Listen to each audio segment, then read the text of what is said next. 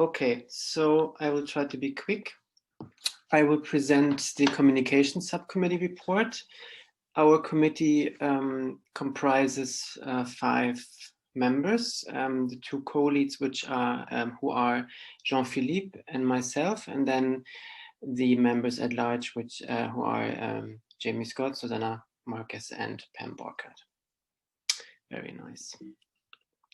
So the overview of our mission is to be responsible for any communicating activities of the AIR community, both internally and to the general research community, so inward and outward, basically. So far, we had 25 virtual meetings. Our meetings are always once a month, roughly. And the goals in this past cycle were to update and maintain our web presence, facilitate internal and external communications, and also develop an AIRR-C corporate identity. Yes. So our work is quite varied. So our job is basically to maintain a lot of social media outlets. One big chunk of work is the website, which has to be updated all the time, basically, and I will go more in detail into that also. So here we posted about 21, for example, 21 news posts, but also we do other things, update the working group mission statements, etc., etc., etc. Then we have YouTube, where we upload all the meeting videos. So far, we have only 70 subscribers. That was 3 weeks ago. It would be great if we went up to 100, because then we can change our URL from this strange thing to youtube.com/aircommunity. And we just need 30 more subscribers. So if people could subscribe to our YouTube channel, that would be great. Then we have our Twitter presence, and we have been tweeting all the time during this meeting frantically. Then we have our LinkedIn presence. And then recently, the social media family was joined by Slack, where we have now 70 members. And this is kind of complementary to the BTCR forum. So it allows you to ask you more maybe private questions or more questions in more detail, I would say. Yes. So now I'm going through the progress. So at the last meeting, we have ratified our AIR logo that we have seen now in many of the presentations. We have also facilitated the production of a high resolution version that was originally designed by William Lees and then made in high resolution by Fran Breeden of the AIR compliant software batch. Yes. As I said, we manage the social media platforms. Slack is a newest member in the family. And I would say a significant amount of time goes into keeping the website up to date with news posts and other content. All social media platforms are now represented on our website. Yes. We have also developed an email infrastructure, which as we thought, should facilitate communication with us, with the working groups and the subcommittees. However, we see that these email addresses are rather poorly adopted, because maybe some of the groups had already before a Google Groups infrastructure. So we would be interested in knowing why there's poor adoption and what people would like instead of this email infrastructure. So it's not like we want to impose something on you. We would also like to have your input, and then we can change things. Yes, so we have supported the communication of previous meetings through Twitter dissemination, YouTube. So also the YouTube, I just mentioned it here, but it's really a lot of work, because you have to cut the videos, you have to upload them, you have to write the description. So it's a lot of small, tedious work that gets forgotten, but needs to be done. And also the postcards for all these meetings. We in the previous meeting, we wanted to establish a newsletter on that would get sent out quite often. We have not done this so far, but it's one of our aims for the future, I would say. We have a QR code that people can use to put on their posters to link then to the AIR website. And as I said, the web presence has taken a quite significant amount of work. So for example, the old version looked like this, and after our facelift, it looks much better because then the AIR community is at the top.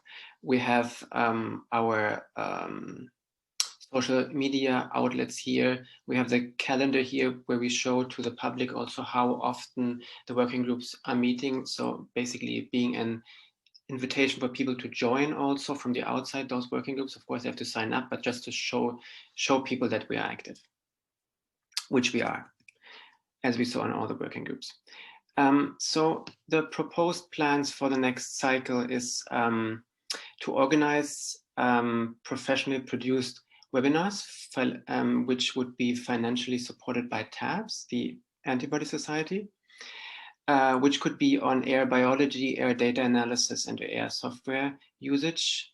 And we believe that these webinars would further the AIRR-C mission, which is to disseminate AIR knowledge and best practices.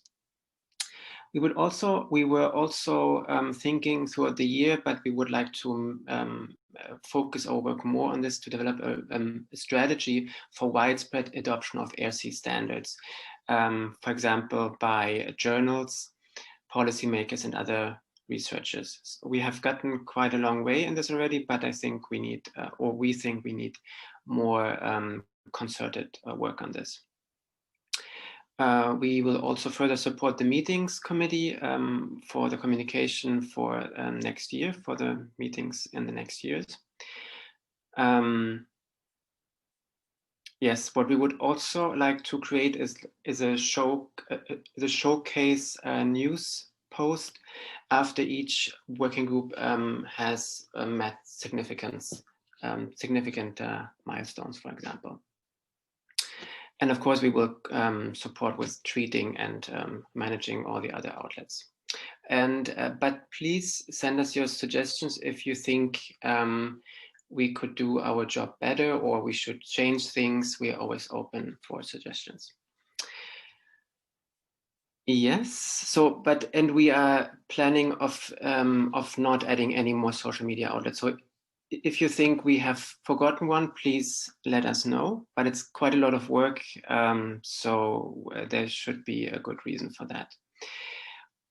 For the next cycle, we would propose as co-leaders Jean-Philippe and Susanna, and I would step down and just become a regular member if I were to be voted as chair-elect. And then very sad news is that Jamie will leave the comms committee effective next year.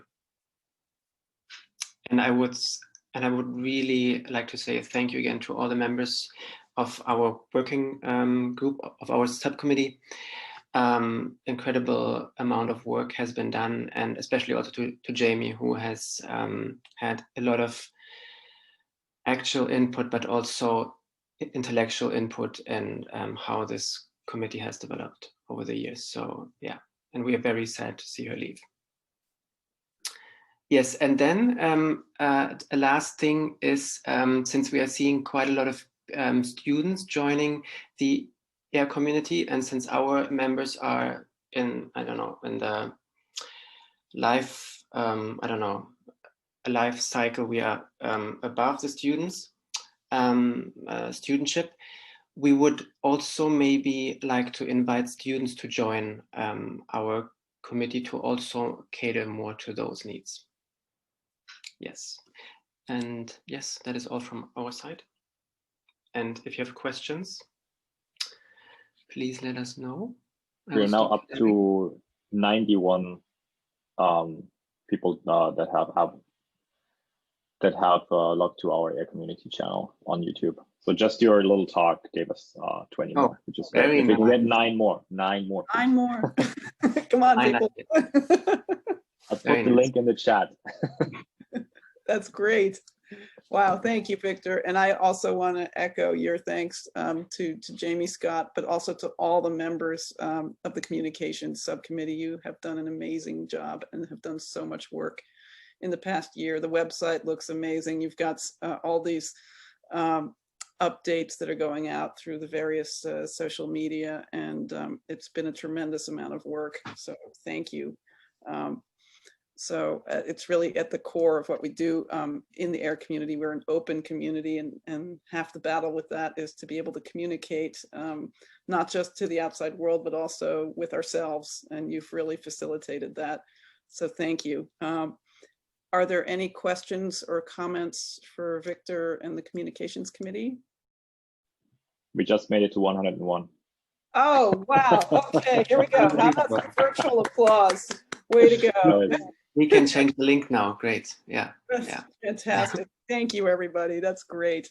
All right. So with that, let me move on then. Let's go on to the meeting subcommittee, which is also a subcommittee that has done an incredible amount of work.